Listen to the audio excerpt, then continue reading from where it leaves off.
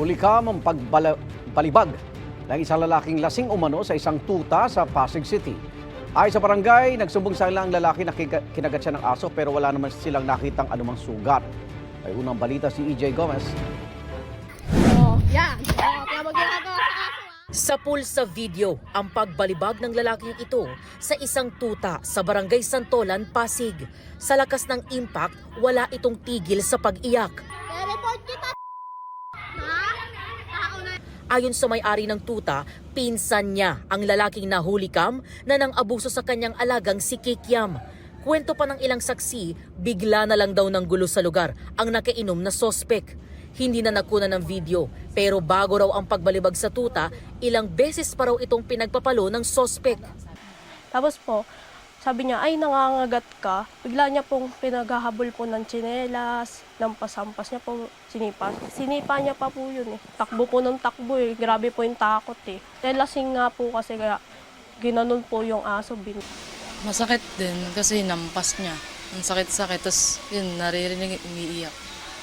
Tapos nung natapos na po yung paghampas sa kanya, napatabi na lang po siya sa isang gilid, tapos di na makatbangan sa sobrang hilo. Siyempre, nanghina. Matapos ang insidente, nagsumbong pa raw ang lalaki sa barangay na nakagat siya ng aso. Ayon sa barangay, wala silang nakitang kagat sa sospek. Noong una, nagpa-blatter siya. Ang sabi niya, nakagat siya ng aso. Lasing nga siya, namunta rito. Hindi namin alam na may nangyari na pala noon na binalabag niya yung aso. Isinugod sa veterinaryo ang tuta para ipacheck ang mga tinamong sugat at bali sa katawan. Kapag di daw gumaling, nakuha sa gamot, baka putulin yung isang paa niya. Kasi may crack, yung sa may buto. Sinubukang ipatawag sa barangay ang sospek na isa raw tricycle driver pero hindi siya sumipot. Itutuloy raw ng may-ari ng tuta ang pagsasampa ng reklamo. Nung makita po nila yung tricycle, iba na po yung bumibiyahe. At ang sabi po nung tiyahin, wala na raw doon, umalis, nagtago, nagpunta na po ng Pampanga.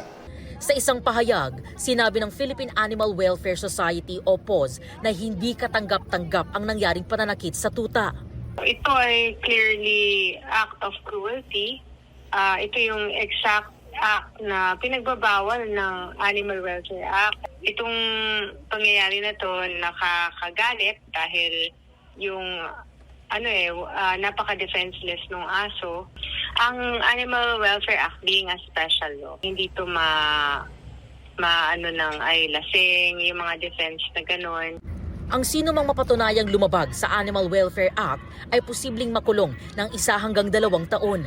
Nanawagan sila sa sospek na sumuko na. Itong unang balita, EJ Gomez para sa GMA Integrated News.